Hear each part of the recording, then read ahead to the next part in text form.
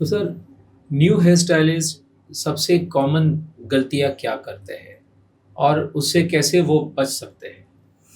New stylist को गलतियां बहुत सी। वो पहली बात तो इतने अपने आप को स्मार्ट समझते हैं ना, मतलब बुरा बुरा नहीं लगा के लेना, बट एक पर से मोर बन जाते हैं वो लोग।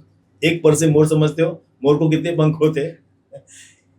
कल जुम्मा जुम्मा 8 दिन सीखते हो, तुम्हारी खुद की क्लासेस डालते हो। मैंने जो यहाँ तक ऐड देखी है, मैंने रील देखा वीडियो पे किसी का, तो इस पे इंस्टा पे, कि I learn this blunt cut first time. Okay, उसके बाद में please come and join my classes. अरे तूने तो कल सीखा और तू क्लास खोल रही है। बॉस, 6 मंथ्स का मिनिमम डिप्लोमा होता है, मिनिमम। कुछ कुछ जगह पर 1 साल का होता है, कुछ कुछ जगह पर 6 मंथ्स का। 6 मंथ का डिप्लोमा होने के बाद में you understand the cuttings methods. हाथ साफ नहीं होता है ना, terminological terminology, words, trichology, techniques. Techniques. इसका मतलब तू तुरंत कैसे सलून खोल सकता है, बरोबर है। उसके बाद में आपको 3 से 6 महीना इंटर्नशिप करना जरूरी होता है।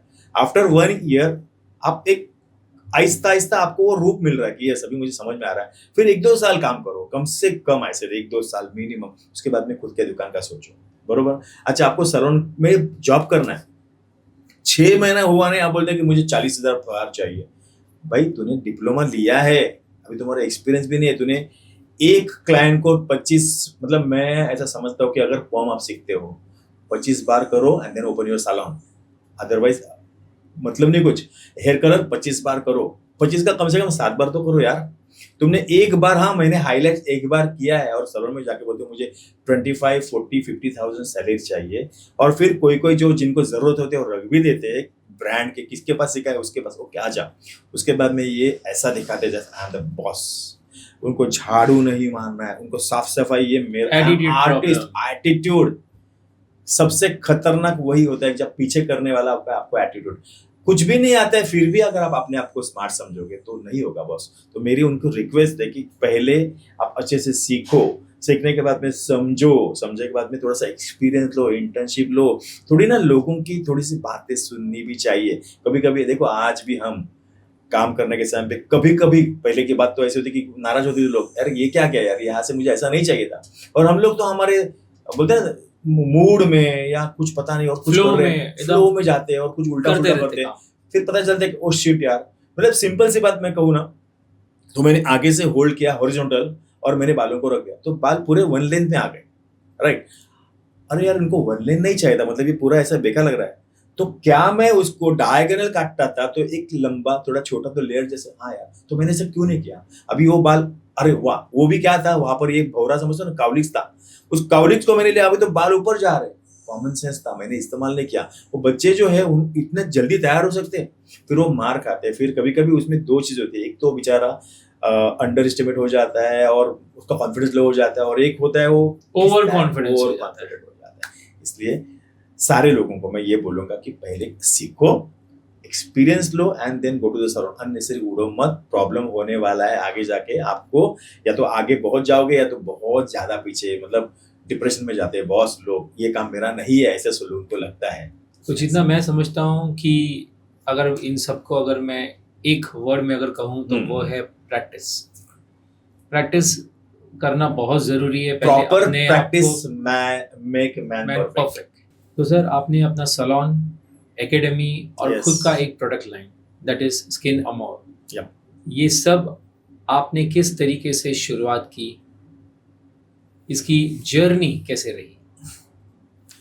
सलून के जर्नी मैंने आपको बता दिया कि सलून में तो मैं आ गया तो छा गया, मगर आ गया तो ऐसे नहीं कि आ गया छा गया। अब रही बात, तो मुझे सिखाने का एक जो चस्का था ना, वो बहुत चाहता था। मुझे मोटिवेट करने को लोगों को अच्छा लगता है। मोटिवेशन ये मेरा हॉबी है, मतलब मैं बहुत पढ़ता हूँ उसके बारे में। और हमारे इंडस्ट्री में मैंने जो दिन देखे हैं या हमारी उम्र के लोगों ने जो दिन देखे, वो इज्जत नहीं थी बॉस। चल चल उदय, बाल काट चल। अरे यार हम लोग ग्रेजुएट पर्सन है, बाहर बैठे हैं, लेकिन तुम ऐसे बोल रहे हो जैसे बाल। अच्छा, किसी को पैसे में तुलना नहीं करनी चाहिए, बट 10,000 रुपीज पर सैलरी है, और बिजनेस करने वाले कम से कम 50,000 1 लाख कमाते हैं, राइट। लेकिन आवाज उसका इतना है कि जैसे कि वो मोदी से बढ़कर है, क्योंकि वो क्लाइंट है, हमारे क्लाइंट मतलब गॉड है। थोड़ा चुभता था, रिस्पेक्ट तो देना है, तो कुछ तो करना पड़ेगा। तो पढ़ाई लिखाई से बिजनेसमैन तो अच्छे बन गए और सब बैलेंस कर लिया, लेकिन सिखाने का जो चस्का था ना, तो कारीगरों को सिखाना, फिर मामा के बच्चे, मासी के बच्चे, ये सारी फैमिली को सिखा सिखा के कॉन्फिडेंस लेवल बिल्डअप हो गए। 96 से मैं क्लास दे रहा हूँ, लेकिन घर के लोगों का, मैंने इसके लिए 96 उल्लेख नहीं किया। 98 में मेरे पास प्रॉपर आने लगे लोग, 15,000 चार्ज करता था, ओनली 15,000 में सिखाने का। अब 1.5 लाख के सिवा कुछ नहीं चांस, इंटरनेशनल डिप्लोमा 2 लाख का, राइट। मतलब ये तफावत देखा। और लोग देते हैं, लोग वेटिंग में, भगवान की दुआ है कि लोग वेटिंग में, आपकी क्लासेस वापस कभी शुरू होने वाले ही हो रहा है, क्योंकि उनको पता है कि मेरे पास से सीखे हुए स्टूडेंट्स और पूरे इंडिया में, आउट ऑफ इंडिया में काम कर रहे हो भी बड़े बड़े ब्रांड के साथ में, और जिन्होंने सैलून डाला है वो भी आज सर्टन लेवल पे टॉप पे। तो सिखाने का एक यू कैन से, अपनी लैंग्वेज बोलूं, खुजली था। वो करते करते पता नहीं कि मैं टीचर कैसे बन गया, बेस्ट टीचर कैसे बन गया। तो आज भी टीचर डे के लिए मुझे फोन नहीं आते, गुरु पूर्णिमा के लिए मुझे हॉल बुक करना पड़ता है। ये भगवान की दुआ है, आई वडिलांची कृपा है म्हणतो ना आपण। वैसे था कि मुझे गुरु पूर्णिमा में हॉल बुक करना पड़ता है और बहुत लंबे लंबे से लोग आके मुझे मिलके जाते। ये था सिखाने का मेरा। ये सब करते करते जैसे जैसे मेरे पास स्टूडेंट्स बढ़ते गए ना, तो मेरे पास बहुत सारी कंपनी आने लगी।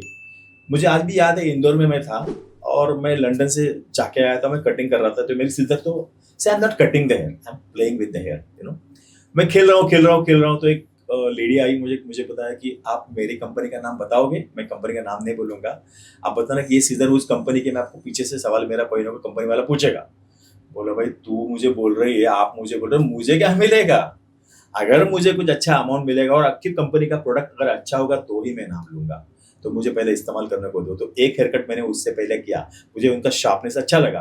फिर उन्होंने मुझे सवाल पूछा, भाई कौन सी सीजर है? तो मैंने बोले फलानी कंपनी। मुझे मेरा चेक आया, लोगों ने सीजर्स खरीदे, तो वो बिजनेस मुझे समझ में आया। ओके, तो फिर काफी सारी कंपनियां मेरे पास आई, फिर आप ब्रांड्स को एंडोर्स करने लगा और आज भी करता हूँ। ओके, ये करते करते मतलब मैं पूरे इंडिया में अपने आप मुझे मेरे सेमिनार्स होने लगे कंपनी की तरफ से। कुछ देखो, एक जमाना था कि हम लोगों ने कंपनियों को बड़ा किया। ओके, मैं प्राउडली से बताऊंगा, हम लोगों ने बहुत सारी कंपनियों को बड़ा किया, उनके सेमिनार्स यहाँ वहाँ लेके कंपनी बड़ी हो गई। आज का दौर है, कंपनियां बच्चों को बड़ा कर रहे हैं, मतलब आर्टिस्ट को बड़ा कर रहे हैं। आप समझते हो ना ये फर्क? बट दोनों मामले में सबका फायदा है, हमारा भी फायदा है, उनका भी फायदा है ऑफकोर्स। तो ये सिखाने का मैंने आपको बता दिया, तो पूरे इंडिया में मेरा नाम हो गया।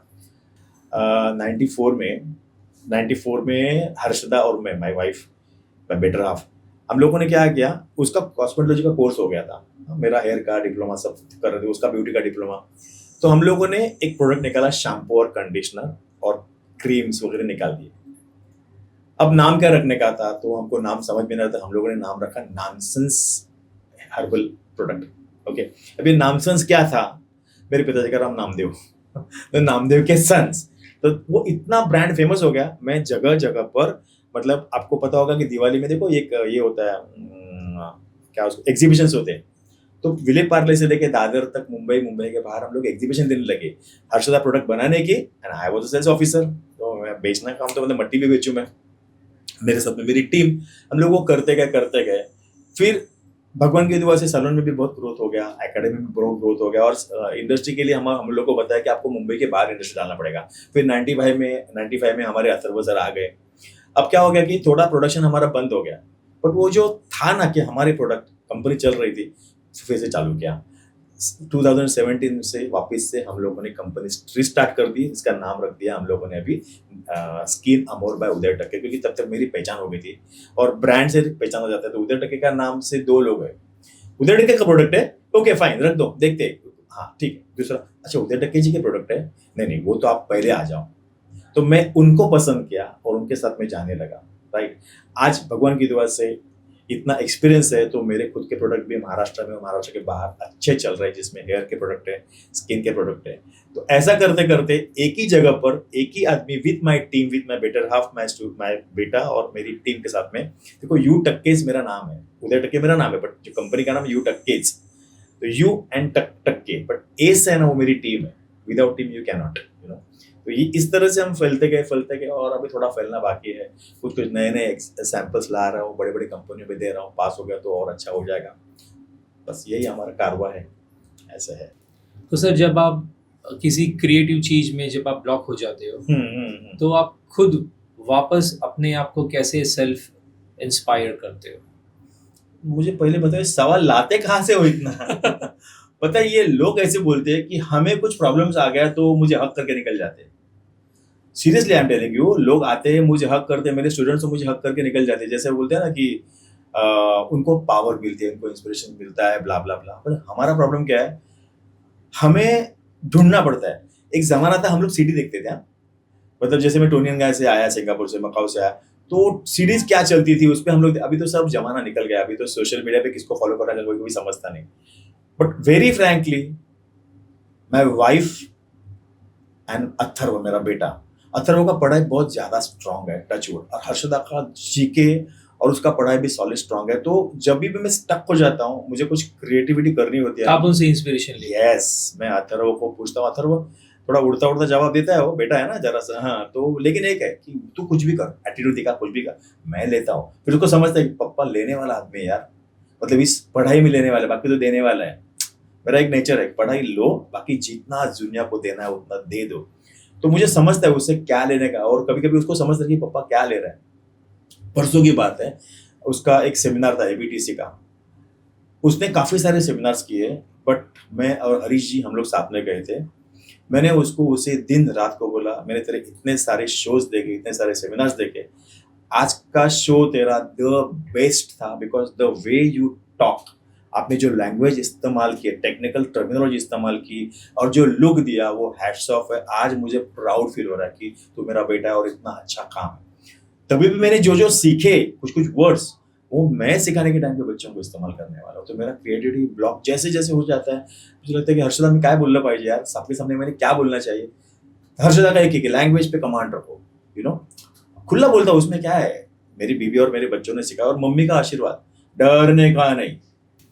तो सर बहुत सारे क्लाइंट्स आजकल केमिकल ट्रीटमेंट्स करते हैं, मैकेनिकल टूल्स यूज़ करते हैं, एनवायरमेंटल डैमेजेस होते हैं बालों में, और जिसकी वजह से कुछ ना कुछ बालों में प्रॉब्लम्स होते हैं, खास करके डैंड्रफ है, हेयर फॉल है, ऐसे बहुत सारी चीज़ें होती है।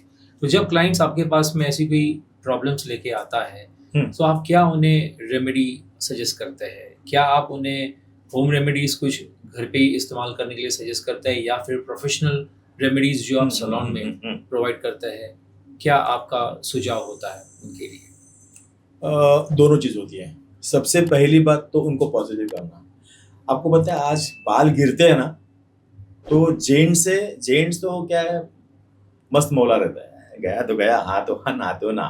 डरते हैं थोड़ा सा, वो सर्विस लेते भी है, लेकिन उनको भी बताता। लेकिन लेडीज के बारे में, लेडीज है ना, थोड़े से इमोशंस वाले होते हैं। जैसे बाल गिरना चालू हो जाता है, मेरे बाल गए, मतलब अभी मेरा क्या होगा, मैं कैसे देखूंगी, ब्ला ब्ला ब्ला, स्ट्रेस में आ जाते हैं, बहुत आगे जाते हैं, बाप रे बाप रे, 10 साल के बाद मेरा क्या होगा। तो ये हमारे लिए ना एक पॉजिटिव है, चलो आ गए। बिजनेस सर, आज डॉक्टर, मतलब मिसअंडरस्टैंडिंग से नहीं बोलूंगा, लेकिन कभी कभी ऐसा होता है ना कि व्हाट क्या हुआ, सर दर्द रहा है, ओके फाइन, फिर बाद में ये गोली से होने वाला है, सब ठीक ठाक, लेकिन बहुत ज्यादा कभी कभी ना अंदर से यहाँ से ऐसे हम लोग थोड़ा सा आटा टाटा पूछते हैं ना, तो ऐसे दिखते हैं सीजर, शूज, भाई बंदा तो अच्छा है, बाकी कुछ नहीं, पर एक बार एमआरआई तो कर ही लो, आप समझे। डर, हम नहीं डराते, लेकिन समवॉट लोगों के दिमाग में के जो डर है ना, उसको थोड़ा रखते, एकदम निकालने की कोशिश नहीं, क्योंकि एकदम निकाले तो उनको लगता है कि ये बिंदास है, वो अलग मीनिंग लेते हैं हमारा। इसके लिए थोड़ा सा, हाँ नो वरी, हो जाएगा। फिर है ना, एक ट्राइकोलॉजी की सिस्टम होती है ना, ट्राइकोलॉजी की, बाल कैसे बढ़ते हैं, कैसे गिरते हैं, और कोई गिरने का समय कितना होता है, उनको हल्के से हम समझाते हैं, बहुत ज्यादा डीपली नहीं। तो अभी आपके जो गिर रहे हैं वो कितने दिन के बाद में रुकने वाले हैं, उसके लिए रेमेडी क्या है, तो बॉस घर की सिर्फ ऑयल से कुछ नहीं होने वाला, ये भी बताते हैं हम लोग। हेयर ग्रोथ साइकिल के बारे में आप बताते हैं। Yes, of course hair growth cycle is very important, but उनको इतना बहुत ज्यादा डिटेल में नहीं।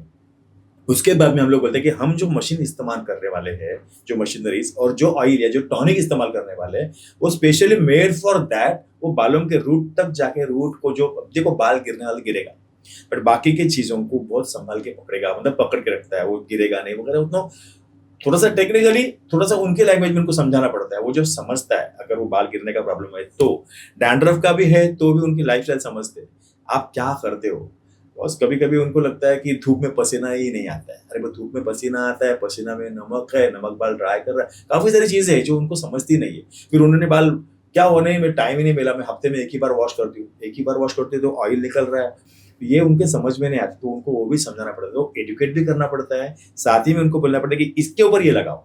तो जो चीज हमारी है, जो हम लोगों ने की है, बनाई है, वो चीज उनको देते हैं। साथ ही में उनको होम केयर में भी हमारी हम प्रोडक्ट दे देते हैं, ताकि वो होम केयर में ऐसा नहीं कि नहीं मैं तो हल्दी पीऊंगी तो गोरी बन जाऊंगी। भाई हल्दी थोड़ा सा हल्दी का दूध पीने से बुरा नहीं होता है, वो भी एक सिस्टम, एक प्रोसेस है।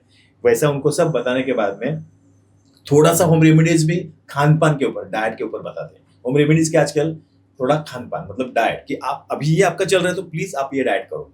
अब कौन सा डाइट करो, क्या करो, तो सब उसमें बस समझ जाएगा।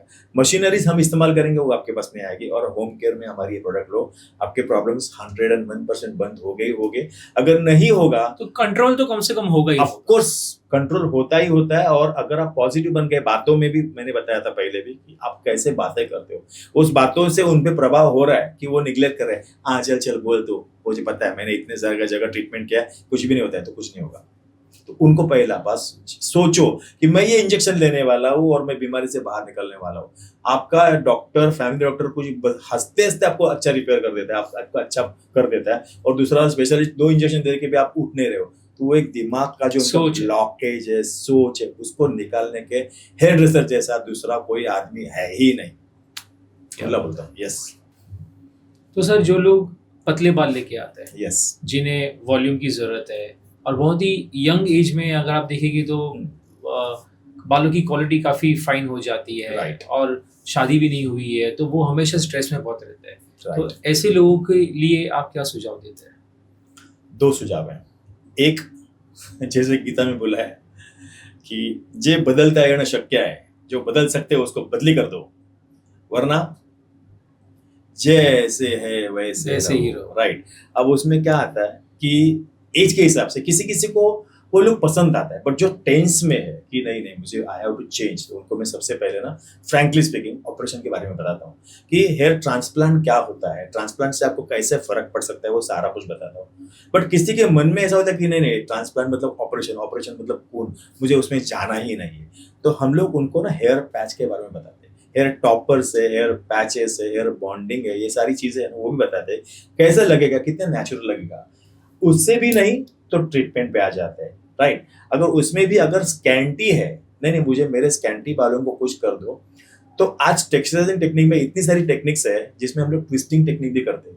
अब ये ट्विस्टिंग टेक्निक जब हम करते हैं और जब रूट के नजदीक हल्का सा कट देते हैं ना, तो आप समझो कि रस्सी को आपने जो टाइट रस्सी को एक हल्का सा कट देते तो रस्सी फैल जाती है। जैसे रस्सी फैल जाती है ऐसे ओपन हो जाती है, वैसे वो रूट से ओपन होके उस स्काल्प को ढक देते हैं। ऊपर से हल्के हल्के पतले हो जाते हैं, बट उस स्काल्प को ढकने का तो ऐसे काफी सारी टेक्निक्स है जिसके लिए एकेडमी में आके सीखना पड़ता है। अगर आपका हाथ का बैलेंस भी गया, चप करके सारा कट हो जाएगा। और फिर करने गए थे एक, हो गया एक, जाना था चीन, पहुंच गए जापान वाला काम हो सकता है।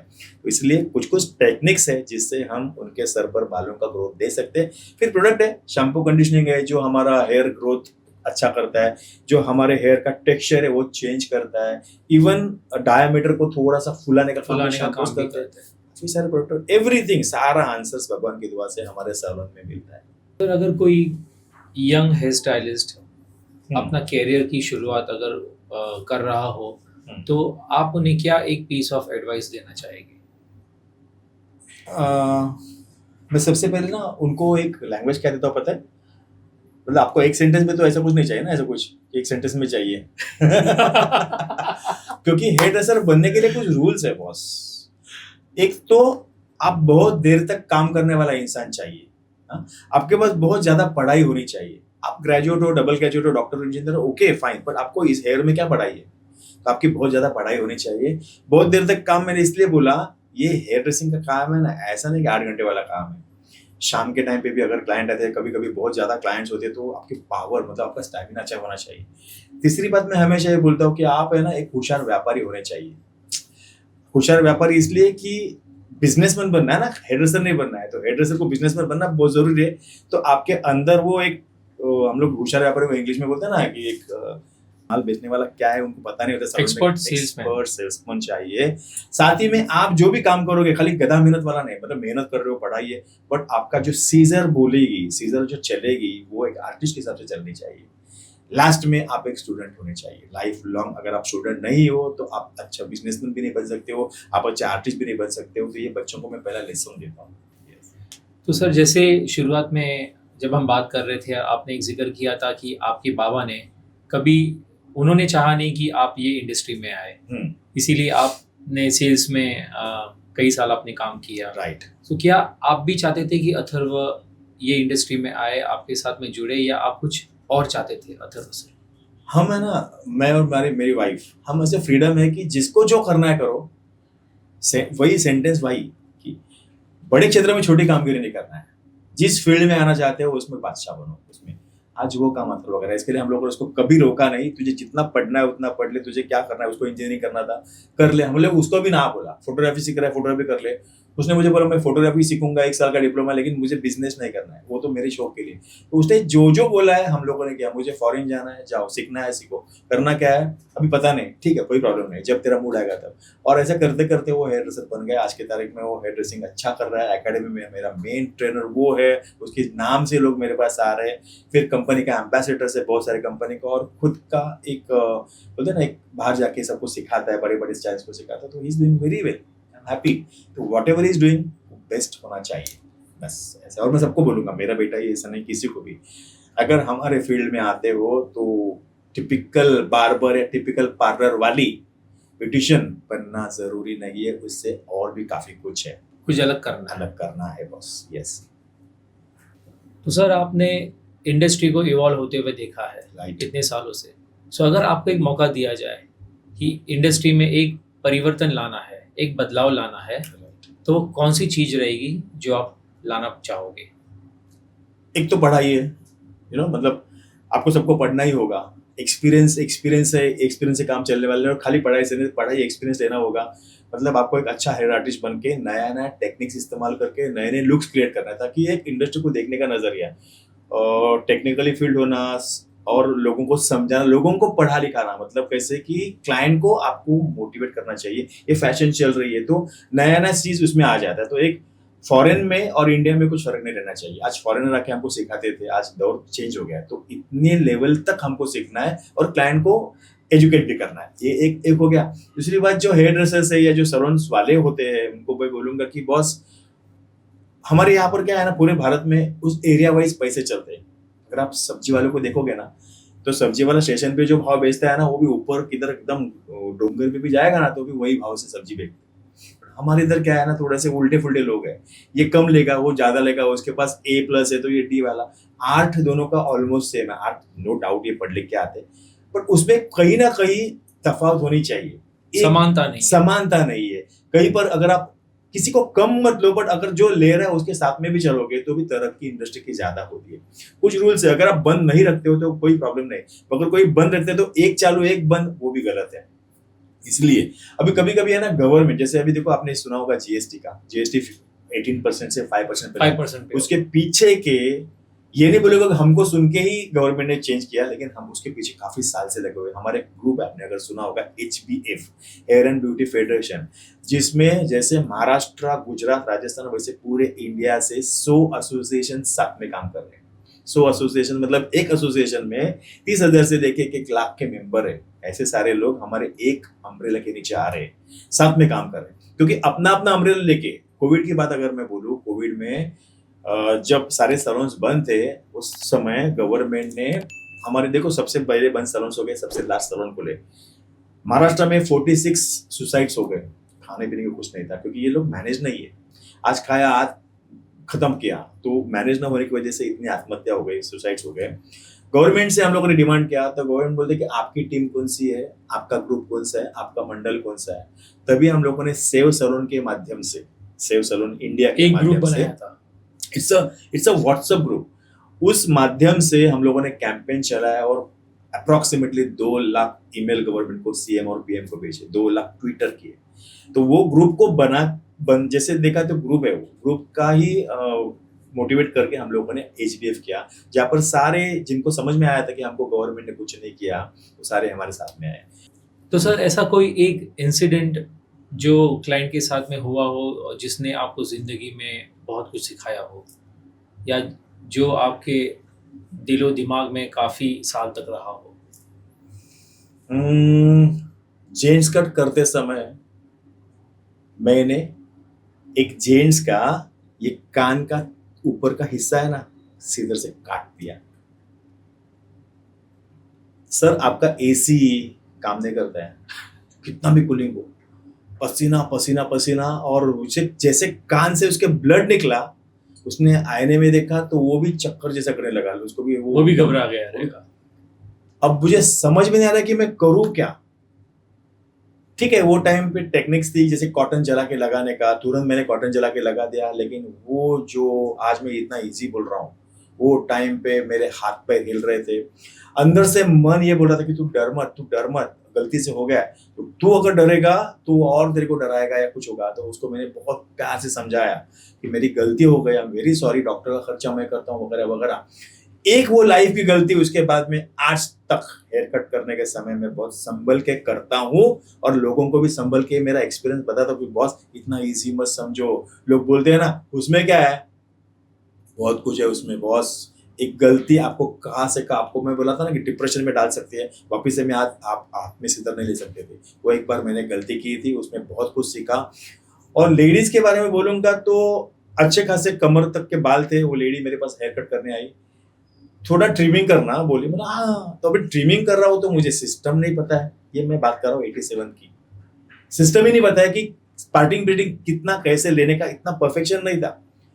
कर रहा हूँ यहाँ से जाता, अरे यार ऐसे कैसे जाता। आपने वो कथा सुनने के लिए मुझे पता नहीं, मंकी की लोणी समझते हो, लोणी का मुंडा पटाला घी नहीं, मतलब लोणी बटर। तो बंदर है ना, इधर ज्यादा ऐसे करते करते पूरा अकेला खाता है। वो कहानी आप कभी सुनना वो। वैसे मेरा हो रहा है कि थोड़ा नहीं, ये बराबर नहीं, थोड़ा इधर से ऐसा करते करते मैं पीठ तक लाया। उसके बाद फिर वो बोली उदय रुक जा अभी, कमर से पीठ कमर से पीठ तक लाया। वो बोलती है उदय बस कर अभी, हाँ हो गया। फिर मैं होश में आ गया। तब तक आप कितना भी बोलो बॉस, आपकी मति या आपका ध्यान नहीं होता है, आप क्या कर रहे हो क्या नहीं पता नहीं चलता है। तो जब मैंने पीठ तक लाए, उसने मुझे बोला उदय बस कर अभी, तब मैं डर गया अंदर से, बोला क्या कर रहा हूं मैं। तब सच सोचा कि उदय ये सब नहीं होता है, सीखना होगा तुझे, सीख के ही तो अच्छा कुछ कर सकते, समझना होगा, सीखना होगा, समझना होगा। और फिर मैंने जो गुरु पकड़े मेरे लिए, गुरु जिसमें मैं रुक्मिणी मैम का भी नाम लूंगा, रुक्मिणी होनावर मैम का भी नाम लूंगा, और पापा तो मेरे थे ही थे, बट उस सब की वजह से फिर इनके सेमिनार, उनके जिसमें हरी जी का सेमिनार, ऐसे काफी सारे, तब अकल आ गई कि नहीं, ये अपने अंदाज से काम करने का तरीका नहीं है बॉस, इसके लिए सीखना ही होगा। और जैसे सीखते गया ना, एक एक सीढ़ी ऊपर चढ़ते गया। काफी सारे एक्सपीरियंस है मेरे क्लाइंट के साथ में, मेरे अंदर की मेरी जो मेमोरीज थी बाहर निकली, और मैं चाहता हूँ कि अगर ये लोग सुनेंगे ना तो ये गलतियां नहीं करेंगे। Right sir? Definitely yes. So sir we are at the end of the podcast. मैं आपको अभी सिर्फ 2 से 3 सवाल पूछूंगा जिसका आपको फटाफट क्विक आंसर देना है। श्योर। सर आपका सबसे पहला हेयर कट सक्सेसफुल या डिजास्टर? डिजास्टर। सीजर या क्लिपर? क्लिपर। सर आपका लाइफ का motto? Be happy, make another happy. Great. Hair stylist या mentor? Mentor. Mentorship. Yep. Thank you so much, Uday sir, for being a part of Hit Talks. And to all our listeners, remember, passion से बड़ा कोई product नहीं और dedication से बड़ा कोई brand नहीं। This is Hitesh Parekh signing off from Hit Talks. Stay creative, stay original और सबसे important, stay confident. Thank you.